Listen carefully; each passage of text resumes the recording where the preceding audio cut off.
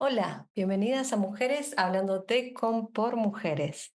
Antes de comenzar con el nuevo episodio del podcast, queremos invitarlas a la primera edición de los premios Mujeres Mirando Mujeres, patrocinados por Impact Hub Madrid Piamonte, Vinícola del Carmen y Virago, además de la colaboración de Lina Ávila. Puedes encontrar toda la info en nuestra web. Pero mientras, sigan escuchando la entrevista de Clara a Eugenia Tenenbaum. Hola, soy Clara de Mujeres Mirando Mujeres. Estamos en este capítulo entrevistando a Eugenia Tenenbaum. Es historiadora del arte, divulgadora cultural y escritora, reconocida por su enfoque feminista en el análisis y la difusión del arte. Denuncia la invisibilidad de las mujeres en la historia del arte y promueve una mirada crítica e inclusiva. Hola Eugenia, ¿qué tal estás? Hola Clara, pues muy contenta de estar aquí hablando contigo hoy. Yo también estoy muy ilusionada de decírtelo. Qué bien, qué bien, qué bien. Nada, quería saber un poquito sobre tu trayectoria y la verdad es que me parece como muy bonito de lo que tú hablas, ¿no? Porque todas las cosas que hemos ido aprendiendo, nos han formado la forma de ver el mundo, ¿no? Entonces, creo que la gente que nos enseña la historia, tiene mucho que ver con cómo vemos la vida. Entonces, esta gente que nos ha enseñado y que nos ha impulsado a hacer cosas, para mí ha sido crucial. ¿Tú cómo lo vives? ¿Quién ha sido para ti? ¿Quién te ha impulsado, te ha hecho querer dedicarte a esto? Pues creo que esto no podría estar más de acuerdo contigo. Además, creo que en esta cuestión hay algo muy bonito que tiene que ver con el pensamiento colectivo y por tanto con la colectividad, ¿no? Como al final los sitios a los que llegamos casi nunca llegamos solas, siempre llegamos de la mano de alguien y lo bonito que es reconocer ese camino. En mi caso, yo creo que han sido 2 profesoras, un profesor de bachillerato y una profesora de la universidad. Me gusta siempre mucho decir, sus nombres, de hecho, están las 2 citadas en los agradecimientos de mi primer librito, de La mirada inquieta, porque les debo mucho tanto a nivel personal como a nivel profesional. El profesor es, Xavi Prieto, que fue quien puso en mis manos por primera vez, Una habitación propia, de Virginia Woolf, y entonces a partir de ahí yo empecé a hacerme un montonazo de preguntas, y en la universidad fue una profesora que se llama Eva Fernández del Campo, que en tercero de carrera, en la asignatura Arte desde 1945 hasta la actualidad, o sea, arte contemporáneo Sí. a tope, introdujo perspectiva de género y perspectiva decolonial y además de manera increíblemente orgánica, ya no solo eso, sino que siendo cuestiones que ya introdujo en el examen posterior, que a veces sí que se habla de cuestiones de género en las universidades o en las aulas, pero como que siempre se desestima Que no como son parte temario. del temario, ¿no? Claro. Eso es, eso es. Y la verdad es que en concreto Eva a mí no solo es que me abriera una puerta enorme, sino que también creo que a su alumnado, en concreto sobre todo a muchas de sus alumnas, nos puso entre las manos una especie de hilo rojo del que ir tirando y gracias a ella descubrí mi vocación. Así que les estoy increíblemente agradecida, tanto a La Xavi como a Eva. la labor de la docencia es una cosa increíble. Sí, sí, además que creo que está ya no tanto desprestigiada como tal, pero creo que no somos conscientes de la importancia que tiene y creo que incluso muchas docentes no son conscientes de hasta qué punto le pueden cambiar la vida a su alumnado. Diciendo una frase, poniendo un ejemplo, cambiando un poco el temario o cómo simplemente pues siembran una semilla que igual florece al momento, igual tarda años en florecer, pero es una labor maravillosa, sin duda Sí, alguna. como que no pasen por encima, ¿no? Sino que te hagan conectar de alguna forma con ello, ¿no? Para que te llegue y Ujú. quieras tirar de ahí, ¿no? Y saber Sí, más. eso Qué es, eso chulo. es. Estoy súper de acuerdo contigo, la verdad. Yo me he sentido muy parecida con muchos profes míos.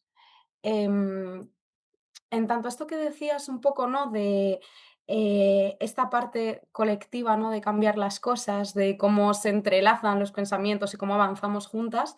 Te quería preguntar un poco sobre cómo te relacionas tú con el mundo del arte actual, ¿no? Sobre qué miradas de artistas estás viendo que estén intentando cambiar esta historia del arte que está tan arraigada, ¿no? Y quiénes son las personas que a ti te inspiran, que si hicieses una exposición artística, ¿qué te gustaría incluir? ¿Qué tema tendría, no? Un poco y saber con qué personas querrías trabajar?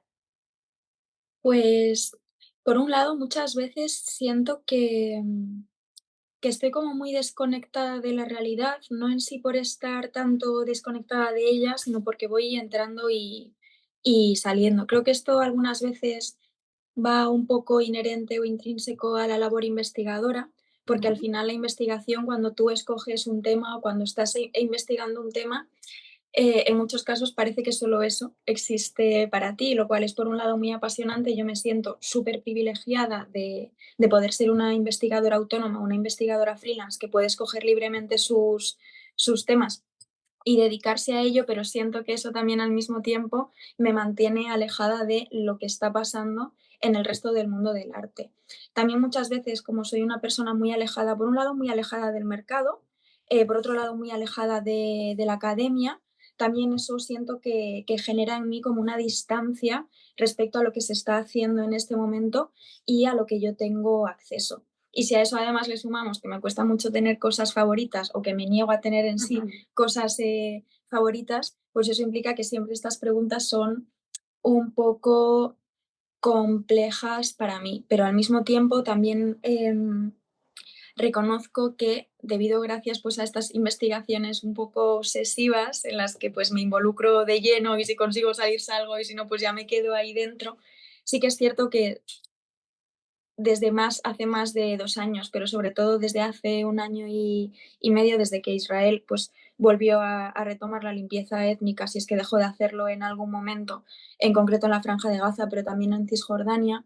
Me gusta mucho traer a colación en mis charlas, en ponencias o incluso también en entrevistas la obra y la trayectoria de Mona Hatoum, que es una artista libanesa. Su familia fue desplazada de manera forzosa de Palestina después de la Nakba de 1948 y entonces ella sufre una especie de doble migración forzosa, una pues desde cuando no puede volver al Líbano y luego también esta migración forzosa familiar a través de la expulsión de los territorios palestinos. Y entonces también me gusta mucho cómo ella a través del arte contemporáneo, a través de las instalaciones, pone siempre en entredicho qué entendemos que es una obra de arte, qué entendemos que es una obra que pertenece dentro de un museo, cómo nos enfrentamos a las obras que vemos en los museos y luego también esta cuestión de cómo el arte siempre es político, lo sea de manera diametral o lo sea de manera tácita. Entonces, para mí es una de las grandes referentes actuales. Creo que es una muy buena manera de utilizar el arte para hablar de política y también para, de alguna manera, demostrar cómo hablar de política también es siempre hablar de arte. Entonces yo diría que a nivel artistas actuales, ella es una que a mí me conmueve y me moviliza mucho. Luego también estoy un poco obsesionada con Eva Fábregas, por ejemplo, con estas esculturas e instalaciones que se apropian del espacio, que cuelgan, que tienen unas texturas, unas formas como que siempre como que son, encierran un montón de reminiscencias, pero para cada persona la reminiscencia es diferente y también rompen un poco esta contemplación pasiva de una obra de arte. Y como la vi hace unos años en un espacio en Gante y ahora además creo que la tienen expuesta en Matadero y estoy deseando ir a verla, pues también como que la tengo muy, muy en mente. Y yo creo que a nivel cultural soy una persona bastante poco imaginativa y bastante poco creativa, pero tuve la suerte de poder visitar el Centro de Arte 2 de Mayo de Móstoles hace un mes y medio, en una visita guiada llevada a cabo por la propia directora, por Tania Pardo, y me quedé absolutamente maravillada de lo que puede ser un centro de arte, de lo que puede ser un espacio museístico y museográfico, porque tiene mucha vocación vecinal, mucha vocación comunitaria, es un espacio abierto, es un espacio en el que un día a la semana un grupo de más de 30 mujeres va a tejer. em, Tiene un huerto comunitario en la parte de arriba, tiene incluso un refugio para murciélagos, también como una especie de tendedero vecinal. Em, Qué entonces, pasada. La verdad es que sí, ¿verdad? me encantaría hablar con ellas. Sí, sí, a lo mejor Sí, se lo propongo, ¿eh? sí, Me sí, parece no, muy no, chulo lo que me propónselo cuentas. Además es que escuchar a Tania Pardo hablar de, bueno, pues del espacio que en este momento dirige es maravilloso, es absolutamente hipnótico, ¿no? Es un poco ver qué es lo que ocurre cuando desplazas la institucionalidad desde un centro en todos los sentidos a una periferia también en todos los sentidos y la amplitud de programas y de métodos y de iniciativas que eso te permite activar, ¿no? Y cómo eso se activa, pues siempre teniendo en cuenta el enclave en el que está este centro de arte, que es el propio centro de Móstoles, al final para quiénes existen los museos, para quiénes existen los centros de arte. Pues ojalá existieran más para la gente, no solo para los y las artistas o no solo para el equipo de comisarios y comisarias o no solo para el propio organigrama de esa institución, sino poder recuperar esa vocación pública, esa vocación también cívica cultural, educativa y pedagógica, pero no desde una posición de altanería o de superioridad, sino desde la horizontalidad de estas son mis herramientas profesionales y yo las pongo a tu disposición y tú como persona que está interesada, como persona que observa, ¿qué me devuelves de esto? ¿Qué es lo que te gusta? ¿Qué es lo que no te gusta? ¿Qué te hace sentir mejor o peor? Que ¿Qué te fuese hace más sentir más cercano, cómoda? tal vez, ¿no? Y que Eso es, fuese más total. accesible o a la gente le pudiese Sí, usar técnicas para que fuese más llamativo, ¿no? Tal vez. eso es. Sí, sí, sí, que la gente sobre todo que se sintiera cómoda y que se sintiera parte de. Creo que eso a día de hoy es una de las cosas más llamativas que puede ofrecer un espacio de exposición, ¿no? Que la gente se sienta bienvenida y que se sienta cómoda y que sienta que importa cómo ella se sienta y lo que ella piense. Sí, porque a veces nos sentimos como lejanos a los museos o que no estamos entendiendo lo que estamos viendo y parece que no es válida tu opinión, ¿puede ser? Sí, y ya no solo que tu opinión no sea válida, sino esta, por así decirlo, como este secuestro total de agencia por parte de la visitante. Y ya Ya. no solo eso, sino darle tantísima importancia, por ejemplo, pues a la edad moderna en detrimento de la edad contemporánea, con la de cosas chulísimas que se han hecho tanto en la segunda mitad del siglo XIX como a lo largo del siglo XX, como a lo largo de lo que llevamos del siglo XXI. Un poco seguir enseñando y seguir diciendo que la historia del arte y los museos importantes son aquellos que reflejan pues, el status quo, que reflejan el canon y que reflejan el discurso tradicional, el poder darle una vuelta a eso. Yo siento un poco que se siente como que el arte moderno, por lo que hablas muchas veces del mercado, ¿no? Como que sentimos que ya es solo parte del mercado y que ya no le pertenece a la gente, ¿no? Ujú. Va un poco por ahí. Sí, sí, sí, yo creo que.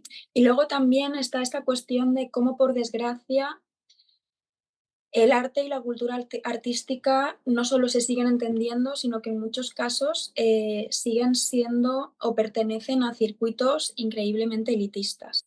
Vale. ¿No?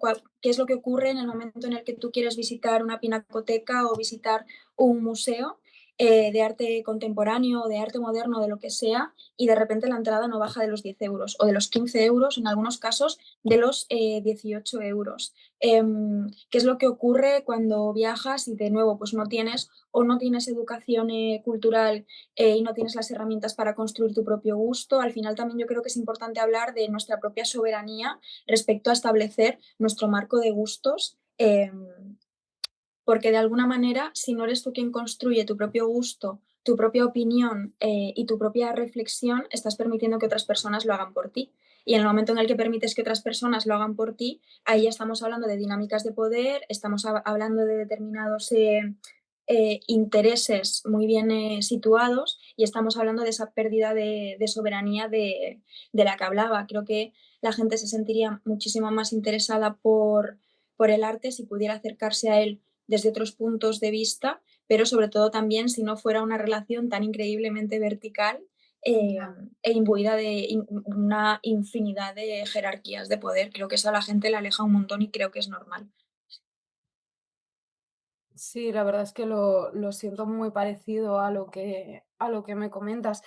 De hecho, me interesa mucho que en tu discurso, a raíz de lo que hablabas antes, siempre intentas dejar claro que tú hablas desde una serie de privilegios, con todo esto que decías, ¿no? De que es un poco elitista el arte, de que pues algunos tenemos más acceso que otros. Y entonces te quería preguntar un poco, como al hablar de arte y feminismo, ¿qué tácticas, qué maneras recomiendas para hacer una aproximación que no deje a nadie fuera y que no sea todo el canon occidental, que no intentemos no caer en la misma mirada patriarcal? O sea, ¿qué herramientas podemos utilizar para no hablar, pues, eso, desde un feminismo blanco, desde... Ujú. Bueno, pues yo diría que lo más importante para mí diría que es, ¿cómo decirlo? Tomar una actitud casi de humildad total y absoluta respecto al mundo y reconocer que bueno, que como decía Donna Haraway, hablando de todas esas mujeres de las que aprendemos y que nos llevan de la mano, yo al pensamiento de Donna Haraway llegué gracias a Patricia González Gutiérrez, que ha escrito mucho y está especializada en concreto sobre la antigua Roma. A mí me conecta con Donna Haraway y en concreto con esta cuestión del conocimiento situado, ¿no? De que las personas somos personas y no máquinas, por tanto, estamos atravesadas por infinitas condiciones, dentro de las cuales muchas de estas condiciones están relacionadas con sistemas de opresión o sistemas de poder. Entonces, reconocer que nosotras como profesionales siempre vamos a estar situadas y que por tanto nuestro conocimiento también va a estarlo, y ser honestas y humildes respecto a eso, es decir, ser honestas respecto a de dónde partimos, cuáles son las cuestiones que nos interesan, cuáles pueden ser nuestros propios puntos ciegos, ya no por una cuestión en muchos casos ni siquiera de personalidad o de interés, sino porque de nuevo vivimos en sociedades atravesadas por opresiones sistémicas y estructurales que implican que vamos a tener un montonazo de puntos ciegos en función de en qué parte de ese sistema o bien nazcamos o nos desarrollemos. Entonces diría que primero es la honestidad y la humildad. Siempre va a haber algo que podemos hacer mejor, siempre va a haber algo que no estamos mirando, siempre va a haber preguntas que no nos estamos haciendo, y de aquí la importancia de la colectividad. Solas no podemos, entonces vamos a realizar este ejercicio de humildad de como sola no puedo, voy a prestar atención a lo que están diciendo mujeres que no se parecen en absoluto a mí. A mujeres que no son blancas, mujeres que no son heterosexuales, eh, mujeres que no son occidentales, mujeres que no vienen, claro, mujeres que no vienen de contextos económicos privilegiados, y vamos a ver cómo viven ellas, cómo existen y han existido ellas, qué es lo que tienen que decir sobre nuestros puntos ciegos, y nosotras acoger ese disenso y también en muchos casos esas bofetadas que nos llevamos, pues con la mejor cara posible, porque lo que está en juego no es nuestro ego, sino nuestra profesionalidad. Entonces poner siempre nuestra profesionalidad delante. Y, y yo diría que principalmente eso, siempre conservar una mirada crítica, primero sobre nosotras mismas, después también sobre las demás, y estar continuamente haciéndonos preguntas, dudar de absolutamente todo, buscar siempre el paso siguiente que se podría dar para ir rascando, rascando, rascando, porque si no al final lo que ocurre es que no estamos generando un mundo mejor, sino solo un mundo mejor para nosotras mismas en función del lugar que ocupamos en estas jerarquías, y eso es otro tipo de violencias, como dicen pues de Sirebela o Safia Al-Adam. Si tu feminismo no introduce una perspectiva antirracista, no es feminismo, es supremacismo blanco, y es un supremacismo blanco ubicado y centrado a través de las mujeres blancas, y así como con todo, diría yo. Me ha gustado mucho la palabra puntos ciegos, la verdad, es muy visual.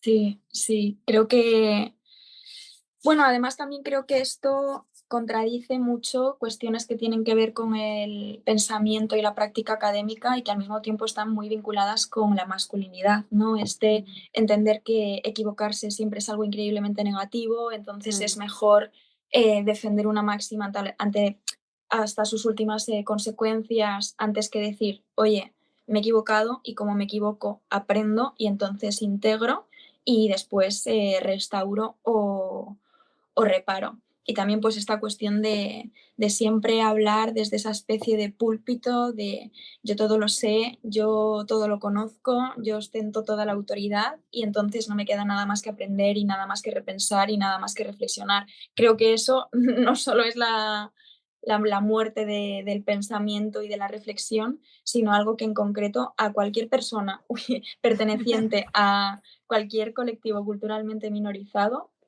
es incluso nociva. Ya, porque no nos hace avanzar para nada. No, yo creo que no.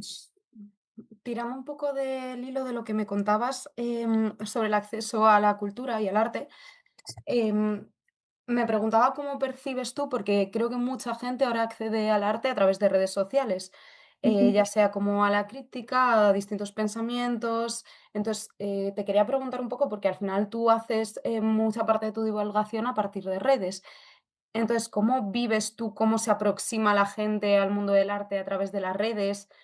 ¿Qué sientes de esa herramienta? Porque a la vez sí que acerca a mucha gente que a lo mejor no tiene acceso, pero creo que también tiene una problemática si no la complementas, ¿no? ¿Cómo vives tú todo esto como divulgadora? Bueno, al final yo creo que siempre para cuestiones complejas, soluciones complejas. Las redes sociales, en concreto a través de la divulgación, tienen algo para mí poderosísimo, que es que han conseguido acercar la historia del arte a la gente más de lo que la propia disciplina de la historia del arte, más que los museos, galerías, centros de arte, mercado de arte, ferias y demás, han conseguido a lo largo de, yo diría, por lo menos los últimos 5, 6 y 7 siglos, o incluso pues lo reduciría, pues igual, pues bueno, cuando empiezan a surgir los museos, siglo XVIII, siglo XIX. También porque al final la historia del arte también la vamos haciendo las personas y durante muchísimo tiempo la historia del arte ya para empezar no ha existido como disciplina, no ha existido como concepto y por tanto no existía nada parecido a la democratización del arte, porque el arte no se generaba para que la mayor parte de la gente lo viera o lo entendiera o tuviera algo que decir respecto a él. Se creaba por otro tipo de cuestiones. Entonces, en el momento en el que el arte, cualquier tipo de arte, forma parte de nuestro patrimonio cultural, de alguna manera es importante que la gente tenga acceso a él, porque teniendo acceso a él tenemos acceso a nuestra historia, tenemos acceso al pasado, tenemos acceso a, pues, a, ¿cómo decirlo? Pues a la manera en la que nos relacionamos, a qué cosas arrastramos del pasado, qué cosas podemos cambiar, qué cosas se mantienen y por qué. Al final es como una especie de registro y archivo visual enorme de los lugares desde los que partimos y eso creo que siempre nos puede ayudar a entender muchísimo mejor el presente.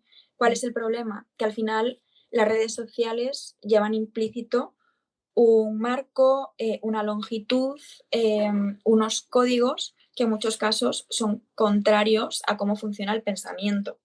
Yo cuando veo a compañeras agobiadas porque quieren subir un reel divulgativo, se les pasa de 1 minuto y medio y ya piensan que nadie lo va a ver, a mí no hay nada que me genere mayor tristeza y mayor miedo que ese. Porque al final es algo que suelo decir mucho últimamente, ¿cómo vamos a cambiar el mundo? ¿O cómo vamos a cambiar la historia del arte si no podemos mantener nuestra atención fija en algo durante más de 1 minuto y medio? ¿O cómo vamos a tratar de profundizar en cuestiones Mm. cuando somos incapaces de dedicarles más de 3 minutos o más de 5 minutos? También se reproducen determinados prejuicios o determinados tropos o determinados lugares comunes, porque sí, mucha gente está divulgando sobre la historia del arte, pero no toda lo está haciendo con perspectiva de género o con perspectiva de clase o con perspectiva de colonial. Entonces, sí, pones al alcance de la gente algo que siempre le ha pertenecido a la gente, al menos en un nivel abstracto, no desde luego en un nivel material, ni mucho menos, pero al mismo tiempo es una manzana envenenada, porque les estás dando algo y no estás escarbando. Por tanto, eso es seguir legitimando determinado tipo de discursos y de ahí la importancia que tiene el arte como artefacto ideológico y Además, como la gente artefacto lo político. compra, ¿no? La gente lo compra Por en el supuesto, momento en el que lo ve, sí, ya lo compra, incluso se reproducen algunos argumentos que han visto en minuto y medio, no han podido desarrollar o que no eso son para nada basados en nada, ¿no? Eso es. Luego también hay un intrusismo brutal y visceral, no solo en la divulgación de historia del arte, sino en cualquier tipo de divulgación. Entonces, digamos que es un terreno increíblemente complejo. Del mismo modo que tiene cosas increíblemente positivas, también tiene cosas que son nefastas, pero vamos, que no son intrínsecas a la divulgación en sí, sino que yo creo que son constitutivas del momento histórico que estamos viviendo a todos los niveles. Jope, ya. Bueno, creo que las aprovechas bastante y que tu labor Muchas es muy bonita. gracias. Yo la verdad es que lo disfruto mucho todo tu contenido y creo que al Muchas menos por gracias, ahí claro. pones tu granito, ¿sabes? Que en este sentido también te quería preguntar un poco, porque creo que a veces alejamos a la persona que está enviando el mensaje de una persona real, ¿sabes? Y no sé cómo vives tú todo esto, porque sé que has tenido algún escándalo por este tema de sacar Ujú. como una pequeña parte del discurso, o no sé, también siento que te estás enfrentando como a un titán, ¿sabes? Que tú estás con tu discurso, pero es algo tan establecido que es verdad que ya hay muchas, muchas voces que hablan, pero sigue siendo algo muy grande, ¿no? Contra lo que habláis. Entonces, no sé si a veces has sentido miedos o cómo enfrentas todo esto.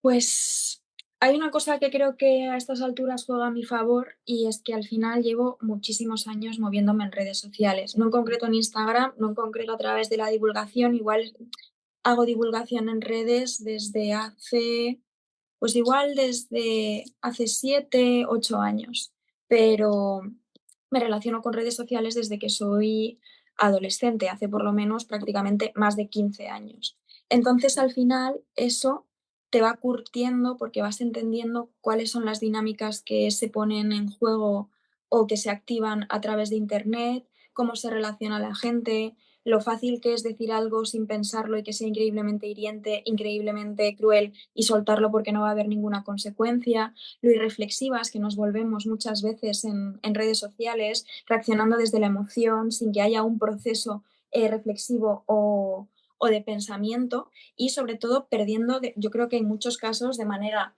si no es prácticamente total, absoluta, esa capacidad básica de empatizar y pensar cómo te sentaría a ti recibir el mismo trato que tú estás de alguna manera proyectando sobre la otra persona. Una Eso por empatía supuesto, básica. claro, eso por supuesto que da muchísimo miedo, te produce sentimientos de frustración, te hace replantearte muchas cosas, en muchos casos te puede desequilibrar, pero porque al final, no nos engañemos, el ser humano no está, no voy a decir tanto diseñado, sino que no está preparado para la cantidad de información a la que tenemos acceso gracias a Internet. Estamos continuamente rodeadas de imágenes, rodeadas de información, rodeadas de mensajes y eso ya de por sí tiene un impacto que yo creo que todavía ni siquiera las especialistas son capaces de calibrar, pero si tú eso lo trasladas tanto a recibir muchísimos comentarios positivos que pueden hacer que tú salgas flotando y tengas grandes delirios de grandeza, como comentarios increíblemente negativos, que si no aprendes a relativizar estos dos polos, al final terminas, pues ¿Desdibujando tu casi, identidad o algo? sí, desdibujándote, ya quizás no tanto a nivel identitario, pero sí desdibujándote en un nivel, en un plano más eh, De la percepción. introspectivo. Eso es, como de tu propia autopercepción. Mm, Pero de nuevo, aprendes a relativizar las cosas, aprendes a no dar tanta importancia y sobre todo aprendes a no darte tanta importancia a ti misma.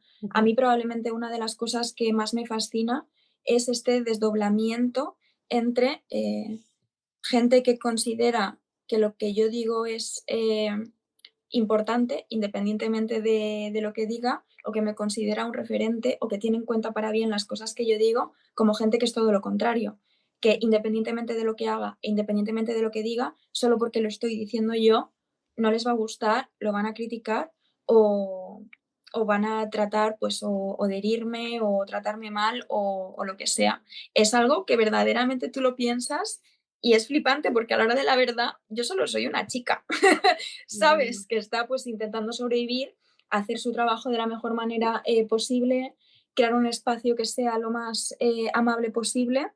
Entonces, pues bueno, una tiene que ir con el tira y afloja, pero a la hora de la verdad, eh, aunque las redes sociales formen parte de la vida siempre está en otra parte. No está en lo que te dicen ni para bien ni para mal y no está en lo que recibes ni para bien ni para mal en redes sociales. Imagino que también tendrá algo que ver con que se politiza el mensaje y como solo sabemos cómo recibir la información desde esa politización y decir si estamos de acuerdo o no, como con el contenido global y no con lo concreto, Ujú. pues ya atacamos o exaltamos, ¿no? Sin tomar ningún tipo de distancia ni de perspectiva. Sí, también porque de nuevo yo creo que que las redes sociales no solo han configurado, yo diría que sin la posibilidad de un punto de retorno, cómo nos relacionamos con la información, sino también cómo nos relacionamos con nosotras mismas y cómo nos relacionamos con las demás. A mí algo que me flipa y que me produce mucha curiosidad es cómo cada red social tiene su propia dinámica de comportamiento, ¿no? Y entonces entendemos que Twitter o X ha terminado siendo pues un pozo infecto de la cultura del zasca, que Instagram es una performatividad, en muchos casos de positividad tóxica, como TikTok parece que sí que fue en un primer momento como este espacio, y para muchas personas lo es, de ser quizás como mucho más desenfadada, pero tiene un algoritmo increíblemente adictivo, con lo que eso supone también a nivel tráfico y venta de datos, y entonces eso termina configurando, y a mí una cosa que me alucina es como una persona, a través de sus diferentes perfiles en redes sociales, de alguna manera como que encuerpa y performa comportamientos totalmente diferentes. Y un comentario que dejaría en Instagram no lo deja en Twitter, y un comentario que deja en Twitter no lo dejaría en TikTok. Por eso creo que es súper importante que estemos continuamente, de alguna manera, monitorizándonos a nosotras mismas para ver hasta qué punto estas dinámicas se corresponden con quienes somos y con quienes queremos ser, o son dinámicas en las que caemos y que son increíblemente nocivas, tanto para nosotras como para las demás. Pues la verdad es que me voy pensando, Eugenia. ¿Te vas pensando? No, pero me parece muy divertido porque es verdad que es como la fauna de los diferentes sitios, ¿sabes? Sí, El comportamiento, parece un documental casi. sí, no, sí, sí, sí, sí, sí.